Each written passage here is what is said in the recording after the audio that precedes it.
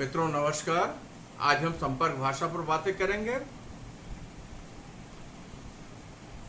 संपर्क भाषा, संपर्क शब्द स्वयं में ही हमें ये बता ले जाता है कि जैसे हम दूसरे के नज़दीक जा रहे हैं और वहाँ हमारे बीच संवाद होगा। तो भारत एक बहुभाषी देश है और बहुभाषी देश में संपर्क भाषा का अपना विशेष महत्व है। अनेकता में एकता भारतीयता की परंपरा रही है। सांस्कृतिक दृष्टिकोण से अगर देखा जाए तो पूरा भारतवर्ष सदा एक रहा है। इस विशाल देश में जितने भी राज्य हैं, अधिकांश राज्यों में वहाँ की भाषाएं बोली जाती हैं। भाषिक विभिन्नता होते हुए भी एकता बहुत बड़ी खूबसूरती है, बहुत बड़ी ताकत है और संपर्क भाषा के लिए विशेष स्थान है। तो कहते हैं कि विभिन्न भाषाओं को बोलने वाले जो लोग हैं, उनके खान पान, उनका रहन सहन, उनके पहनावे, उनकी बोली बानी, सबके बीच जो है संपर्क भाषा एक ऐसी कड़ी है जो एक को दूसरे से जोड़ती है, या ये कह लीजिए एक छोर को दूसरे छोर से जोड़ती है। कश्मीर को कन्याकुमारी से, गुजरात के कच्छ को बंगाल की खाड़ी से।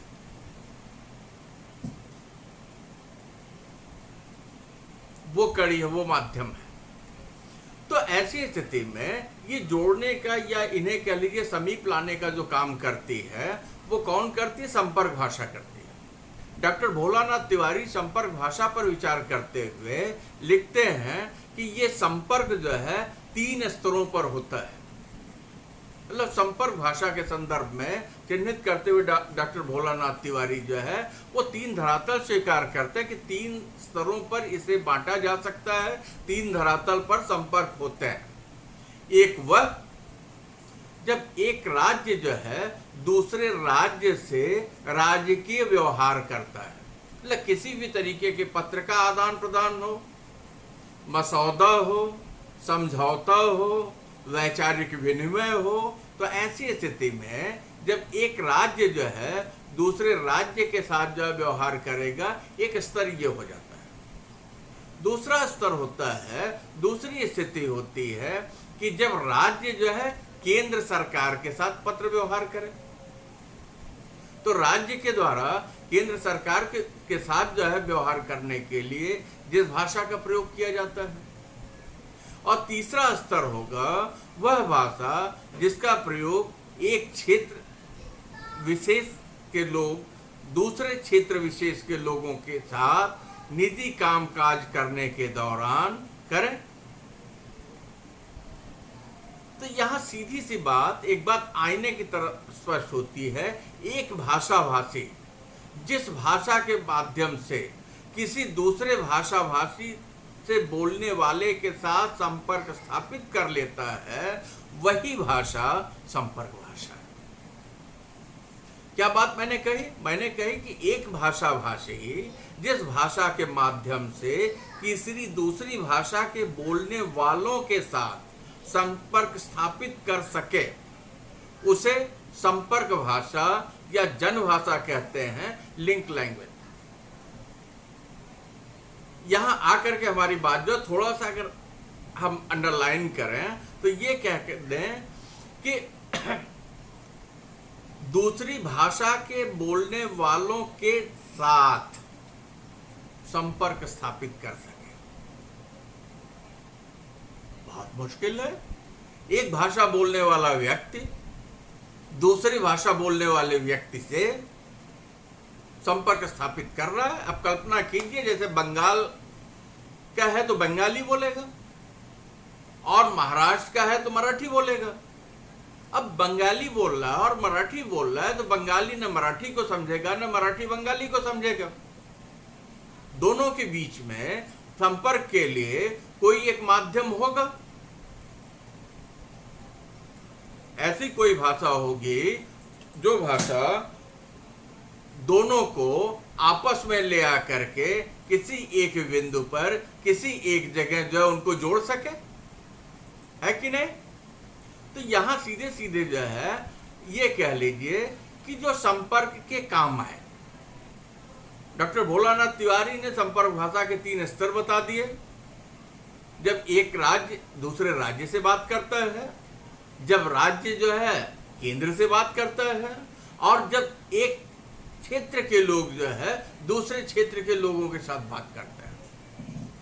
किसी भी बात को कहने के लिए अगर हम परिभाषा में बातें करें तो हमारी बात शायद आईने की तरह और साफ हो जाए, क्योंकि परिभाषा का काम ही है बनना, और बनने के बाद परिभाषा का काम क्या है? टूटना। क्योंकि एक परिभाषा किसी एक बात को आगे ले जाकर के कुछ कदम छोड़ देती है, कुछ समय तक लगता है कि यही पूरा है, फिर दूसरी परिभाषा बनती है, ये क्रम चलता रहता है। तो डॉक्टर पूरनचंद संपर्क भाषा को परिभाषित करते हुए लिखते हैं, संपर्क भाषा से तात्पर्य उस भाषा से है जो समाज के विभिन्न वर्गों या निवासियों के बीच संपर्क के काम आती है। इस दृष्टि से भिन्न भिन्न बोली बोलने वाले अनेक वर्गों के बीच हिंदी एक संपर्क भाषा है, और अन्य भारतीयों के क्षेत्र में भिन्न भिन्न भाषाएं बोलने वालों के बीच भी संपर्क भाषा है।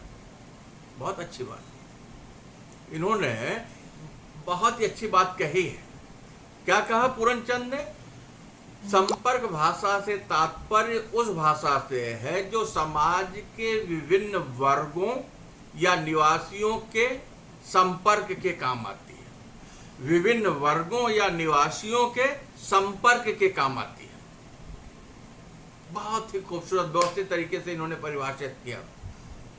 ठीक है, महेंद्र सिंह राणा जो है संपर्क भाषा को जो है परिभाषित करते हैं, और परिभाषित करते हुए महेंद्र सिंह राणा लिखते हैं, संपर्क भाषा से तात्पर्य उस भाषा से है जो समाज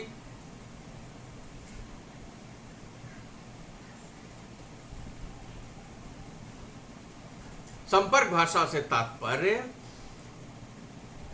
परस्पर अबोधगम्य भाषा या भाषाओं की उपस्थिति के कारण जिस सुविधाजनक विशिष्ट भाषा के माध्यम से दो व्यक्ति, दो राज्य, कोई राज्य और केंद्र तथा दो देश संपर्क स्थापित कर पाते हैं, उस भाषा विशेष को संपर्क भाषा या संपर्क साधक भाषा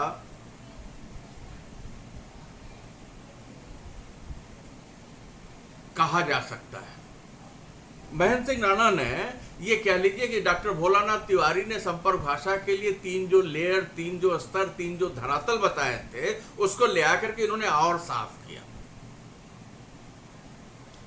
हमसे बातें करते हुए महेंद्र सिंह राणा ने सीधे सीधे ये कह दिया, परस्पर अबोधगम्य, परस्पर आपस में, अब मतलब नहीं जो हमारे बोधगम्य न हो, ऐसे भाषा या भाषाओं की उपस्थिति के कारण, उदाहरण मैं आपको बंगाली का और मराठी का दे रहा था, या आपको उदाहरण मैं तमिल या तेलुगु का और बंगाली का दे रहा हूं। कल्पना कर लीजिए, दोनों के भौगोलिक क्षेत्र अलग हैं, वहां रहने वाले लोगों की अपनी बोली वानी, खाना पीना रहना वो अलग है, ऐसी स्थिति में उनकी भाषा अलग है। तो ये सीधे सीधे हमसे ये कहते हैं महेंद्र सिंह कि दो व्यक्ति, दो राज्य, कोई राज्य और केंद्र तथा दो देश संपर्क स्थापित कर पाते हैं, उस भाषा विशेष को संपर्क भाषा या संपर्क साधक भाषा कहा जा सकता है। Contact language or interlink language. Contact language or interlink language. Doctor दंगल झांटे जो है संपर्क भाषा के ऊपर विचार करते हैं, और संपर्क भाषा के ऊपर विचार करते समय डॉक्टर दंगल झांटे हमसे कहते हैं, अनेक भाषाओं की उपस्थिति के कारण जिस सुविधाजनक विशिष्ट भाषा के माध्यम से व्यक्ति से व्यक्ति, राज्य से राज्य, राज्य से केंद्र तथा देश से विदेश संपर्क स्थापित किया जाता है, उसे संपर्क भाषा, कॉन्टैक्ट और इंटर लैंग्वेज की संज्ञा दी जा सकती है। प्रयोजनमूलक हिंदी सिद्धांत और प्रयोग में दंगल झालटे की ये जो परिभाषा दी गई है, अनेक भाषाओं की उपस्थिति के कारण, क्योंकि भारत जो है बहुभाषी देश है, अनेक भाषाओं की उपस्थिति के कारण जिस सुविधाजनक विशिष्ट भाषा के माध्यम से व्यक्ति से व्यक्ति, राज्य से राज्य, राज्य से केंद्र तथा देश से विदेश के बीच संपर्क स्थापित किया जाता है, उसे संपर्क भाषा कहते हैं। इस प्रकार इन परिभाषाओं के आधार पर अगर हमें कहना हो तो हम अपनी एक परिभाषा बना सकते हैं, हम अपनी बात कह सकते हैं कि संपर्क भाषा मात्र दो या दो से अधिक भिन्न भिन्न भाषाभाषियों के बीच संपर्क का माध्यम नहीं बनती, जो एक दूसरे की भाषा से परिचित नहीं है, अपितु दो या दो से अधिक भिन्न भिन्न भाषाभाषी राज्यों के बीच तथा केंद्र और राज्यों के बीच संपर्क स्थापित करने का माध्यम बन सकती है। ठीक है, संपर्क भाषा मात्र या दो से अधिक भिन्न भिन्न भाषाभाषियों के बीच में, तमिल, तेलुगु, बंगाली, कन्नड़, उड़िया, हिंदी, गुजराती, यहाँ आप देख लीजिए कितनी, कश्मीरी, कितनी विविधता है। अब यहाँ जो है भूमिका किसकी आ जाती है? संपर्क भाषा की आ जाती है कि कोई एक ऐसी कॉमन भाषा हो जिसे जो है सभी समझ सके। तो इस तरीके से संपर्क साधने के लिए जिस भाषा का प्रयोग किया जाता है वही भाषा संपर्क भाषा कहलाती है। और अब डॉक्टर भोलानाथ तिवारी के उस लेयर को, उस स्तर को, उस धरातल को ध्यान में रखें तो हमारे सामने संपर्क भाषा के तीन रूप आते हैं: अंतर्राज्यीय संपर्क भाषा, राष्ट्रीय संपर्क भाषा और अंतर्राष्ट्रीय संपर्क भाषा। अंतर्राज्यीय संपर्क भाषा होगी जब एक राज्य से दूसरे राज्य में संपर्क साधने के लिए जिस भाषा का प्रयोग होता है वह भाषा अंतर्राज्यीय संपर्क भाषा कहलाती है। यह संपर्क आपस में बातचीत द्वारा भी हो सकता है। इस रूप में प्रयुक्त की गई भाषा संपर्क भाषा के नाम से जानी जाती है। जब एक राज्य से दूसरे राज्य में संपर्क साधने के लिए जिस भाषा का प्रयोग किया जाता है वह भाषा अंतर्राज्यीय संपर्क भाषा कहलाती है। संस्कृति को ध्यान में रख लीजिए, जब एक राज्य के लोगों के द्वारा दूसरे राज्य के लोगों के से संपर्क स्थापित किया जाता है और दोनों के बीच में उनकी अपनी अलग भाषाएं होने के कारण जो है जिस भाषा के माध्यम से संपर्क होता है वो भाषा संपर्क भाषा कहलाती है। यही बात राष्ट्रीय स्तर पर आती है। राष्ट्रीय स्तर पर जब राज्य सरकारें केंद्र सरकार से संपर्क साधती हैं तो हिंदी और अंग्रेजी दोनों भाषाओं का प्रयोग देखने को मिलता है। हिंदी भाषाभाषी राज्य या हिंदी भाषाभाषी प्रदेश हिंदी में ही केंद्र से संपर्क साधते हैं, लेकिन हिंदी भाषाभाषी राज्य अधिकतर जो है अंग्रेजी में संपर्क साधते हैं। ऐसे राज्यों में विशेष रूप से दक्षिण भारत के राज्य आते हैं, तमिलनाडु, केरल इत्यादि। फिलहाल एक भाषाई विवाद रहा, भाषाई आंदोलन रहा, परिस्थितियां बहुत विपरीत रहीं, तो ऐसे कह लें केंद्र से संपर्क साधने के लिए वो जो है अंग्रेजी भाषा का प्रयोग करते हैं।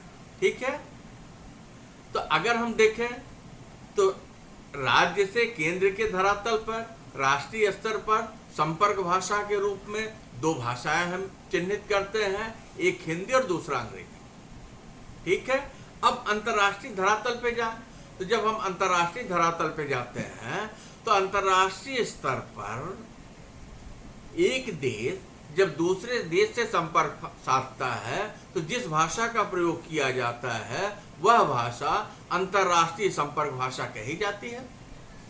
जैसे अंतर्राष्ट्रीय स्तर पर अंग्रेजी, मंदारिन चीन की भाषा, मंदारिन, रूसी, फ्रांसीसी आदि भाषाओं में संपर्क किया जा सकता है, या कह लीजिए संपर्क भाषा के रूप में इन भाषाओं का प्रयोग किया जाता है।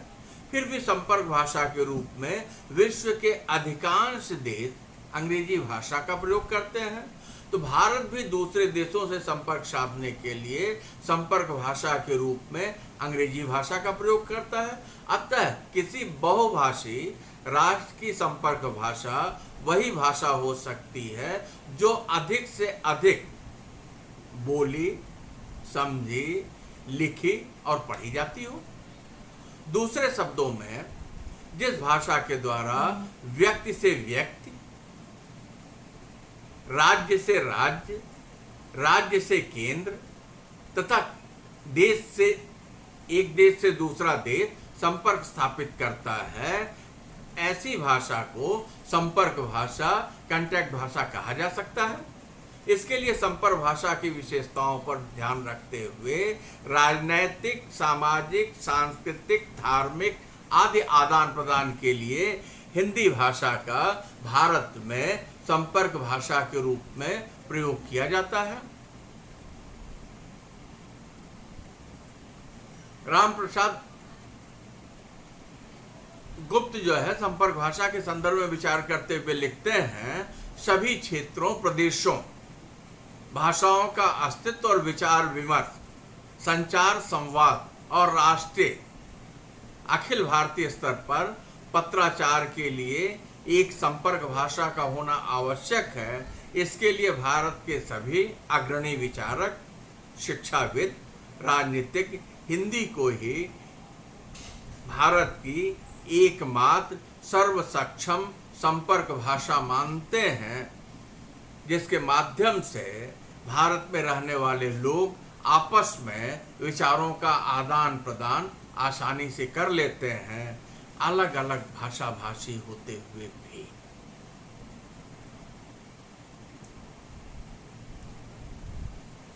स्पष्ट है? धन्यवाद। डॉक्टर उमेश चंद्र शुक्ल, अध्यक्ष, हिंदी विभाग, महर्षि दयानंद कॉलेज, परेल, मुंबई।